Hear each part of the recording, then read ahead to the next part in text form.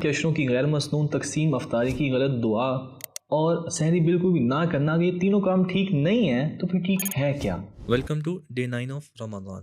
Number 1، افطاری کی مسنون دعا۔ آپ روزہ کھولیں، بسم اللہ پڑھ کے روزہ کھولیں، کچھ کھا لیں، کچھ پی لیں، پھر یہ دعا پڑھیں، ذهب الظمأ وابتلت العروق وثبت الاجر ان شاء اللہ۔ پیاس چلی گئی، رگیں تر ہو گئی، اگر اللہ نے چاہا تو اجر باقی رہے گا۔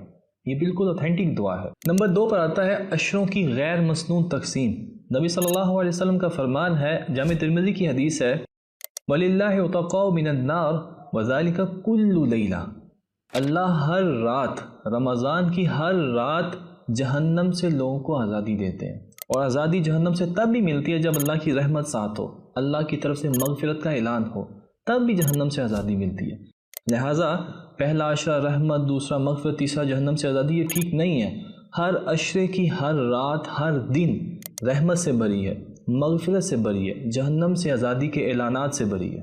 نمبر 3 پر آتا ہے سحری بالکل بھی نہ کرنا۔ نبی صلی اللہ علیہ وسلم کا فرمان ہے، صحیح مسلم کی حدیث ہے کہ یہود اور مسلمانوں کے درمیان جو چیز فرق کرتی ہے وہ سحری کرنے اور نہ کرنے کا فرق ہے۔